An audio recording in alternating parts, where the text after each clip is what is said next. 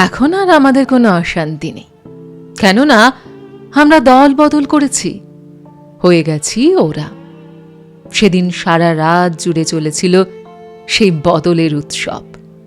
পাল্টে যাচ্ছিল ধ্বজা, থমথমে উল্লাসে ভরে যাচ্ছিল প্রাঙ্গণ, আর গান আর হুল্লোড় আর জয়ধ্বনি আসছিল ভেসে, আর ভোজের সুবাস।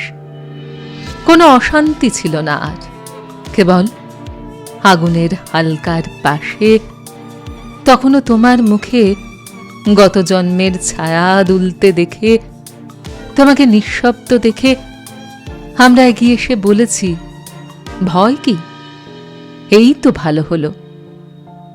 আমরা এখন হয়ে গেছি ওরা, আর কোনো অশান্তি রইল না আমাদের।